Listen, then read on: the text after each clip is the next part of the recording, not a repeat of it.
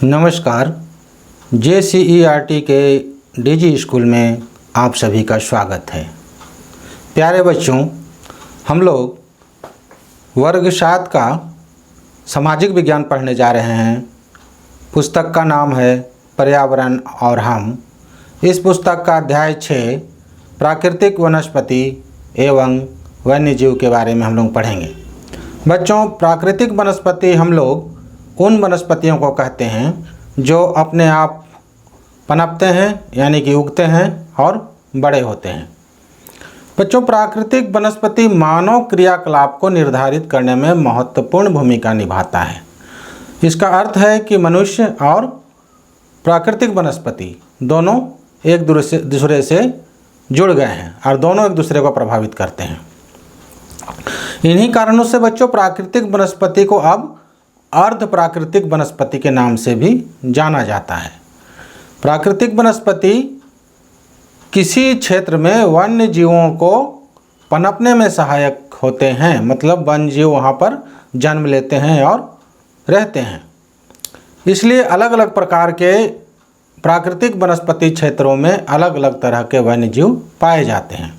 बच्चों, जानने योग्य बातें में दी गई है कि वनस्पति शब्द लैटिन भाषा के फ्लोरा से बना है। रोमन में फूलों की देवी को फ्लोरा कहते हैं। फौना शब्द का प्रयोग जीव जंतुओं के लिए होता है, तो हम प्राकृतिक वनस्पति और वन्य जीव को फ्लोरा फौना कह सकते हैं। बच्चों, पेड़ पौधों पर सभी प्रकार के जीव जंतु निर्भर होते हैं। हम मनुष्य भी पेड़ पौधे पर निर्भर हैं और सभी प्रकार के जीव जंतु भी पौधों पर निर्भर हैं, क्योंकि पौधे ही सौर ऊर्जा को खाद्य ऊर्जा में परिवर्तित करते हैं। आप लोग पढ़ चुके हैं कि प्रकाश संश्लेषण क्रिया के द्वारा पौधा भोजन बनाती है और इसलिए पेड़ पौधे प्रारंभिक उत्पादक भी कहलाते हैं। बच्चों, पेड़ पौधों को पनपने के लिए क्या क्या चाहिए? हवा, पानी, सूर्य की प्रकाश और मिट्टी चाहिए। ये मिट्टी, जिसको मृदा कहते हैं, पेड़ों को बढ़ने में मदद करती है। जैसे जैसे जमीन की ऊंचाई, सतह की ऊंचाई बढ़ती है, इन सभी घटकों में कमी या अधिकता आती है। हवा, पानी, सूर्य का प्रकाश, मृदा में बदलाव आ जाता है और इन्हीं कारणों से विश्व में पेड़ पौधों की बहुत सारी प्रजातियां पाई जाती है। अलग अलग तरह के पेड़ पौधे वहाँ की जमीन के अनुसार पाया जाता है। बच्चों, प्राकृतिक वनस्पति को मोटे तौर पर हम लोग 3 प्रकारों में विभाजित कर सकते हैं। यहाँ दाहिनी ओर आप देखिए कि प्राकृतिक वनस्पति जैसे वन है, और वन को हम लोग 2 भागों में बांटते हैं। दूसरा है घास स्थल और तीसरा है कांटेदार झाड़ियाँ। अब कांटेदार झाड़ियाँ भी 2 प्रकार की मिलती है। एक है टुंड्रा वनस्पति और दूसरा है गर्म रेगिस्तान वनस्पति। तो बच्चों, अब हम लोग आइए वन के बारे में पढ़ते हैं। बच्चों, वन को हरा सोना के नाम से भी जाना जाता है, क्योंकि यह बहुत ही उपयोगी और मूल्यवान है, इसलिए इसे हरा सोना कहते हैं। बच्चों, प्राकृतिक रूप से स्वतः ही उगने वाले पेड़ पौधे तथा घास के सघन मतलब घना क्षेत्र को वन कहते हैं। वनों में वृक्षों के अलावा घास, लताएं तथा कंटीली झाड़ियाँ भी आती है। भिन्न भिन्न प्रकार के वृक्ष भिन्न भिन्न प्रकार की मिट्टी, भौतिक एवं जलवायिक दशाओं में उगते हैं। मौसम, मिट्टी, ऊंचाई, ये सब कारण से पेड़ पौधों का प्रजाति में बदलाव आ जाता है। इन्हीं कारणों से कुछ वृक्षों की लकड़ी कठोर तथा कुछ की मुलायम हो जाती है। कुछ वनों में सदाहरित वृक्ष पाए जाते हैं। बच्चों, सदाहरित वृक्ष हम उन वृक्षों को कहते हैं जो एक साथ पत्ते नहीं गिराते हैं। पत्ते तो गिरते हैं, लेकिन कभी भी वो पूरी तरह से नहीं झड़ते हैं।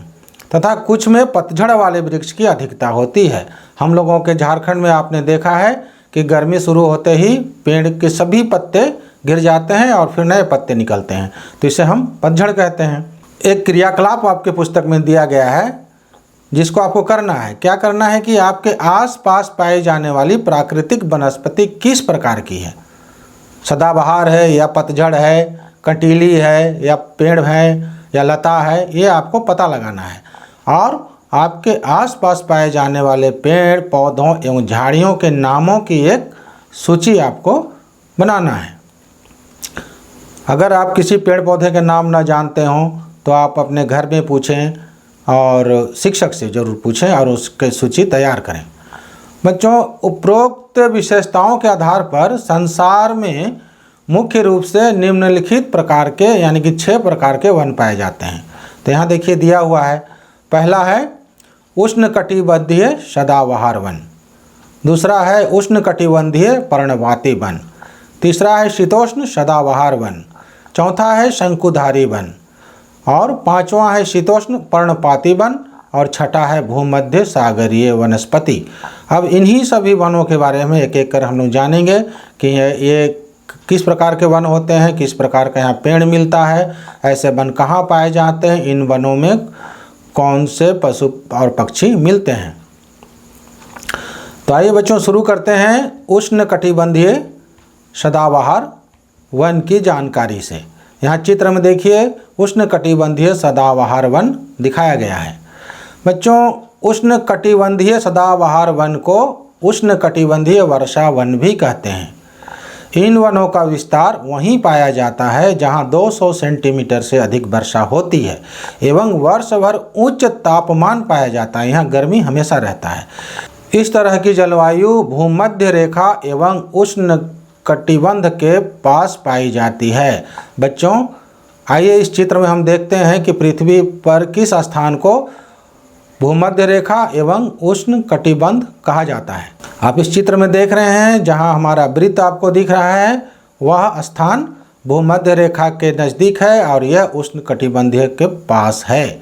बच्चों, विश्व में ऐसे वन भूमध्य रेखा के आसपास जैसे दक्षिण अमेरिका के अमेजन बेसिन, अफ्रीका के कांगो बेसिन एवं दक्षिण पूर्व एशिया के कुछ देशों में पाए जाते हैं।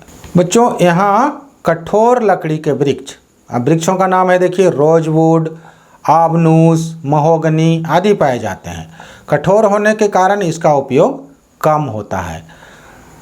बच्चों, यहाँ पाए जाने वाले जंतुओं में देखिए हाथी, गैंडा, बाघ, बंदर, सांप, छिपकली, उल्लू, बाज, भालू, इल्क एवं हिरन आदि प्रमुख हैं। अब यहाँ जानने योग्य बातें हैं बच्चों, देखिए बॉक्स में दिया हुआ है कि सदाबहार वन हमेशा हरा भरा दिखाई देने वाला वन है जिसकी पत्तियाँ एक साथ कभी भी नहीं गिरती है। बच्चों, अब हम लोग उष्ण कटिबंधीय पर्णपाती वन के बारे में जानेंगे। यहाँ चित्र में देखिए उष्ण कटिबंधीय पर्णपाती वन का चित्र दिया गया है। बच्चों, उष्ण कटिबंधीय पर्णपाती वन को मानसूनी वन भी कहते हैं। आपको पता है कि भारत की जलवायु मानसूनी है। इन वनों का विस्तार एशिया के मानसूनी प्रदेश, मध्य अमेरिका, पूर्वी ब्राज़ील, उत्तरी ऑस्ट्रेलिया तथा पूर्वी अफ्रीका में पाया जाता है। इन स्थानों को विश्व के मानचित्र पर हमें ढूंढना है और पहचान कर रखना है। झारखंड के अधिकांश भागों में इस प्रकार के वन पाए जाते हैं। इन क्षेत्रों में वर्षा केवल ग्रीष्म काल में होती है, इसलिए ये पेड़ सदा हरा भरा नहीं रहते हैं। शुष्क ऋतु में जल की कमी के कारण ये अपने पत्ते गिरा देते हैं, जिस कारण इन्हें पतझड़ वन कहा जाता है। आपने अपने झारखंड में ऐसे पेड़ों को देखा है जो ग्रीष्म काल शुरू होते ही पत्ते पूरे गिरा देते हैं और फिर बारिश के शुरू होते ही इसमें नए पत्ते आने लगते हैं। तो इनमें उगने वाले मुख्य वृक्षों का नाम है सागवान, बांस, साल, ताड़, चंदन, शीशम, देवदार, महोगनी, बेंत, आम, जामुन, नारियल, बरगद तथा नीम है। इनमें से अधिकांश पेड़ों को आप पहचानते हैं ना। यहाँ हाथी, लोमड़ी, बंदर, सियार एवं सुअर आदि जानवर पाए जाते हैं। बच्चों, यहाँ जानने योग्य बातें में देखिए दाहिनी ओर दिया हुआ है कि पर्णपाती का मतलब यहाँ है कि पर्ण का अर्थ होता है पत्ता और पाती का अर्थ होता है गिरना, अर्थात पत्ते का गिरना, जिसे हम लोग पतझड़ कहते हैं। अब आइए बच्चों, तीसरे प्रकार के वन के बारे में हम लोग जानते हैं जिसका नाम है शीतोष्ण सदाबहार वन। शीतोष्ण सदाबहार वन मध्य अक्षांशों 30 डिग्री से 45 डिग्री के बीच के तटीय प्रदेशों में पाए जाते हैं। आइए हम इसको पहले रेखा चित्र में देख लें कि पृथ्वी में यह स्थान कहाँ है। बच्चों, ये आप देख रहे हैं चित्र में कि मध्य अक्षांश का क्षेत्र 30 डिग्री से 45 डिग्री के बीच का है। बच्चों, उत्तरी गोलार्ध में ऐसे वन दक्षिण पूर्व अमेरिका, दक्षिणी फ्रांस, इटली, बुल्गारिया, तुर्की, इजराइल आदि तथा दक्षिणी गोलार्ध में मध्य चिली एवं दक्षिण पश्चिम ऑस्ट्रेलिया में पाए जाते हैं। बच्चों, इन वनों के मुख्य वृक्ष ओक, जैतून, अंजीर, पाइन, कर, यूकलिप्टस एवं चेस्टनट आदि हैं। यहाँ नींबू, नारंगी, अंगूर, अनार, नाशपाती, शहतूत आदि फलदार वृक्ष भी पाए जाते हैं। काला और भूरा भालू यहाँ मिलता है बच्चों। हिरन एवं इल्क प्रमुख जानवर हैं। अब चलिए बच्चों, हम लोग शीतोष्ण पर्णपाती वन के बारे में जानते हैं। आप चित्र में शीतोष्ण क्षेत्र को भी देख सकते हैं। उच्च अक्षांश की ओर बढ़ने पर शीतोष्ण पर्णपाती वन मिलते हैं। यह उत्तर पूर्वी अमेरिका, चीन, न्यूजीलैंड, चिली एवं पश्चिमी यूरोप के तटीय प्रदेशों में पाए जाते हैं। इन क्षेत्रों में वार्षिक औसत तापमान 3 डिग्री सेंटीग्रेड से 8 डिग्री सेंटीग्रेड और वर्षा 50 सेंटीमीटर तक होती है। बच्चों, यहाँ आप शीतोष्ण सदाबहार वन का चित्र देख रहे हैं और नीचे शीतोष्ण पर्णपाती वन भी दिख रहा है। बच्चों, पता लगाना है आपको कि भारत में शीतोष्ण सदाबहार वन कहाँ पाए जाते हैं, झारखंड में किस प्रकार के वन पाए जाते हैं, तो ये पता लगाकर आपको बताना है। यहाँ ओक, एश, चेस्टनट, बर्च, वॉलनट, चेरी आदि प्रमुख वृक्ष हैं। इनकी लकड़ी कठोर होती है। यहाँ अमेरिकन काला भालू, डकबिल, यूरोपियन लाल गिलहरी आदि यानी कि यूरोपियन लाल गिलहरी आदि जंतु मिलते हैं। बच्चों, अब देखिए भूमध्य सागरीय वन के बारे में हम लोग पढ़ेंगे। भूमध्य सागर के तटीय भागों में उगने वाले वनों को भूमध्य सागरीय वन कहते हैं। बच्चों, पहले हम यहाँ विश्व मानचित्र में देख लें कि भूमध्य सागरीय क्षेत्र कहाँ है। ये आप अफ्रीका के ऊपर जो वृत्त बना है वहाँ भूमध्य सागरीय क्षेत्र है और उसके जो तट में ये वन उगते हैं वो कहलाते हैं भूमध्य सागरीय वन। यहाँ वर्षा केवल शीत ऋतु में होती है और ग्रीष्म ऋतु आमतौर पर शुष्क रहती है। वर्षा कम होने के कारण यहाँ शुष्क सदाबहार वन पाए जाते हैं। ये वन यूरोप, अफ्रीका एवं एशिया के भूमध्य सागर के समीप वाले प्रदेशों में तथा संयुक्त राज्य अमेरिका के कैलिफोर्निया, दक्षिण पश्चिम अफ्रीका में पाए जाते हैं।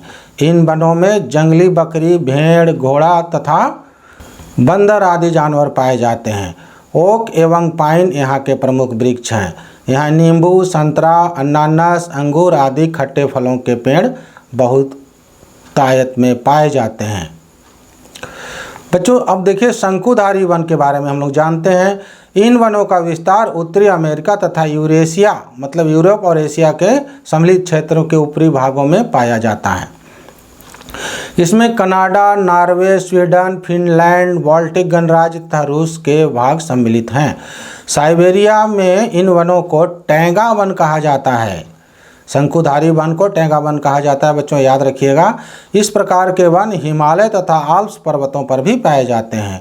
इन वनों में लंबे तथा नरम लकड़ी वाले सदाबहार वृक्ष मिलते हैं। आप चित्र में इन वृक्षों को देख सकते हैं। इनका उपयोग अखबारी कागज के लिए, लुगदी, माचिस एवं पैकिंग के लिए बक्से बनाने के लिए किया जाता है।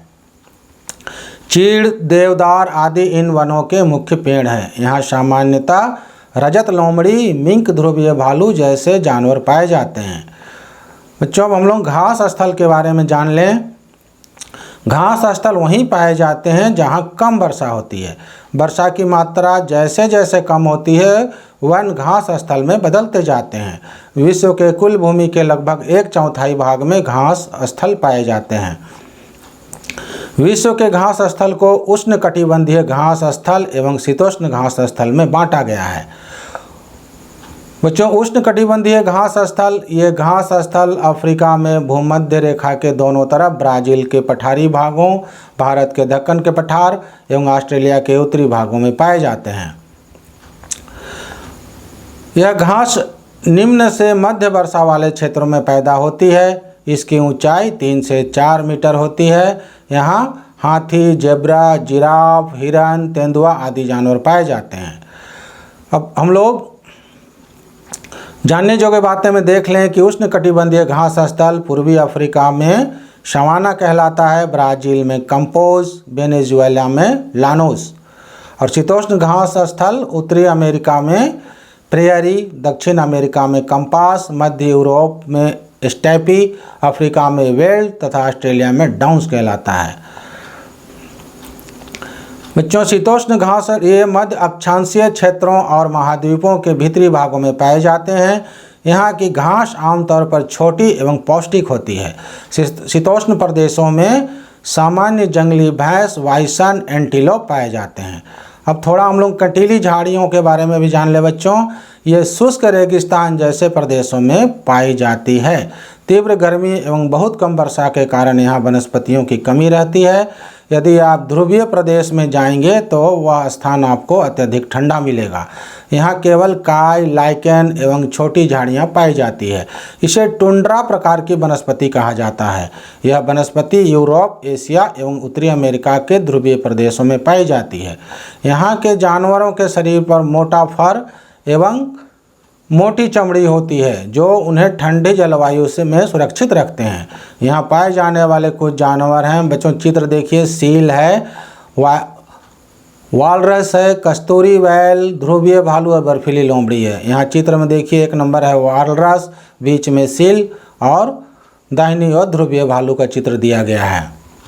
तो बच्चों, आप लोग पुस्तक को ध्यान से पढ़िए, लिखने का अभ्यास जारी रखिए, खुश रहिए, खेलते रहिए। धन्यवाद बच्चों।